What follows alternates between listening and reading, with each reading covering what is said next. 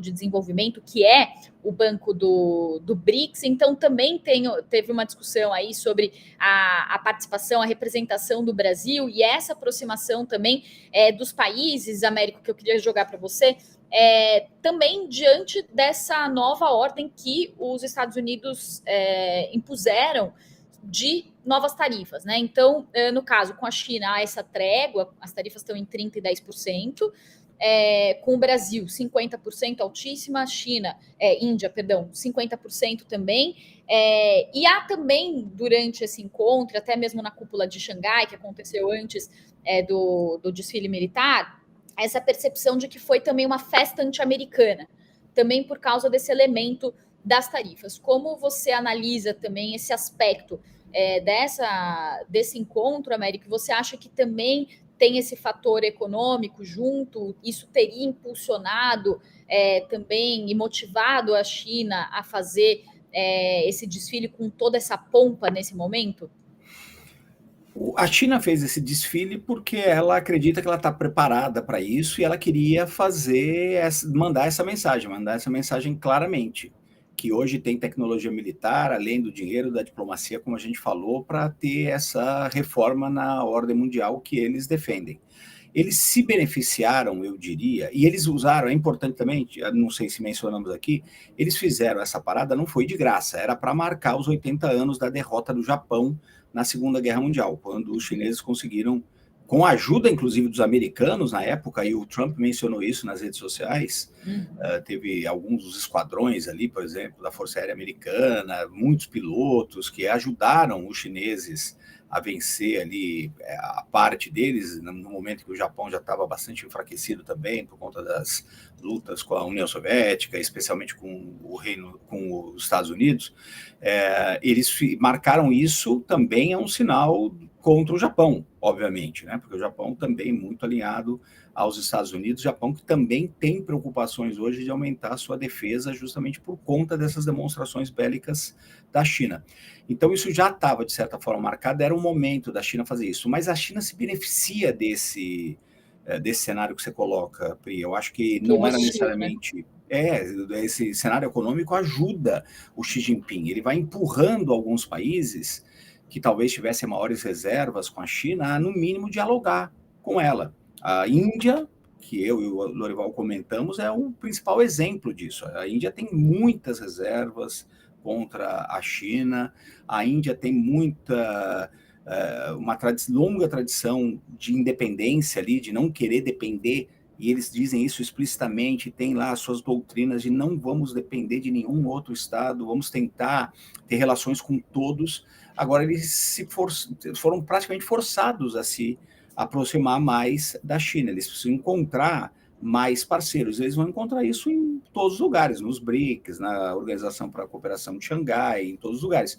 Ontem o Donald Trump, inclusive, disse isso, né?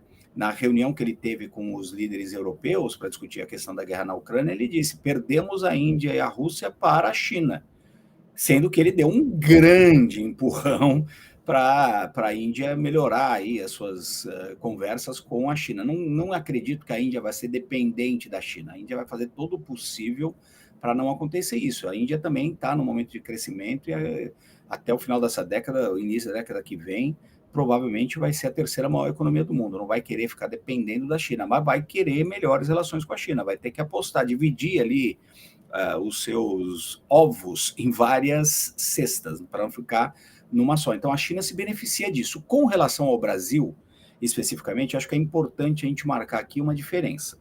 A China defende uma nova ordem, uma ordem que seja diferente do que tem hoje e que tenha uma grande proeminência de Pequim. O Brasil defende uma reforma das instituições que existem hoje.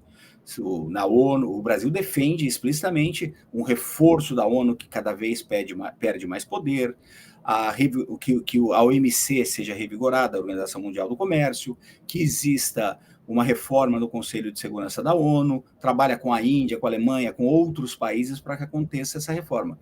É diferente do que a China preconiza, mas, obviamente, tem um pequeno problema nessa história. A China tem muito mais força do que o Brasil para defender as suas próprias posições e tentar impor um pouco o seu desejo. O Brasil não tem nem a força econômica e nem a força militar. Teria uma vantagem do ponto de vista diplomático, e tem, que é o grande soft power do Brasil, que é ter relações com todo mundo, é ter boas relações com todos os países. Tem problemas aqui, ali, agora, por exemplo, com os Estados Unidos, mas ao longo da história o Brasil tem relação com praticamente todos os países, usa isso, isso é uma carta importante. Mas nós estamos falando aqui de mudanças geopolíticas que são determinadas pelo hard power, dinheiro, disposição geopolítica para ir para a guerra, armamentos, como a China mostrou. Isso o Brasil não tem e não interessa, em tese, ao Brasil ter isso. Então, é diferente o que o Brasil propõe do que a China propõe, mas as chances da China conseguir o seu objetivo são maiores do que a do Brasil. Lori, tem um comentário aqui, né, do Charles: o desfile militar da China mostrou força tecnológica, expôs a crítica de que os Estados Unidos dependem mais de poder bélico global do que de diplomacia efetiva. Tem também o comentário do William, evocando Legião Urbana: festa estranha com gente esquisita. Sagaz. Isso, sem dúvida. Pois é, e Lore, eu queria que você falasse um pouco sobre esse ambiente aí das tarifas, como que os países se reorganizam um pouco dessa forma, e também queria a tua opinião. O Américo falou sobre essa questão da neutralidade do Brasil aí no ambiente internacional. Você acha que Celso Amorim, Dilma Rousseff participando de um encontro como esses, Celso Amorim conversando com Xi Jinping, e a participação da China hoje no BRICS, que representa mais de 60% dos países, do PIB dos países do BRICS, a influência da China e da Rússia no grupo, como que fica o Brasil em relação a isso? O Celso Amorim foi ver as armas porque ele está defendendo dentro do governo que o Brasil passe a comprar armas da China. E as Forças Armadas, o comando das Forças Armadas brasileiras resiste a essa ideia, porque isso quebraria a interoperabilidade entre as armas brasileiras e as armas da OTAN. Você comprar armas de um determinado país pode apontar para uma mudança geopolítica substancial do seu papel. Então, se você, por isso que também, se o Brasil começasse a comprar essas armas chinesas, ficaria mais difícil fazer exercícios militares com a OTAN, porque existe espionagem, as armas muitas vezes têm mecanismos de espionagem da arma do inimigo e tal. Os Estados Unidos e a China, quando fizeram um exercício conjunto, elas não atuavam no mesmo dia, elas intercalavam o dia para não haver esse contato das armas dos respectivos países. E, no longo prazo, vai diminuindo a interoperabilidade, né? E o país que fornece armas tem poder de veto sobre o emprego delas. Então, se chegar a uma guerra entre Estados Unidos e China, o Brasil teria que optar entre apoiar um ou apoiar o outro, né? E eu tenho ouvido o establishment de defesa dos Estados Unidos, e eles falam assim: nós queremos saber de que lado o Brasil vai estar no caso de uma guerra entre Estados Unidos e China. Agora, no aspecto econômico, o Xi Jinping lançou na cúpula da Organização de Cooperação de Xangai um novo banco de desenvolvimento. Será o Banco de Desenvolvimento da Organização de Cooperação de Xangai. E esse banco já vai operar com moedas alternativas, né, ou com moedas digitais emitidas por bancos centrais ou por algum outro tipo de moeda digital que tente escapar do dólar, né?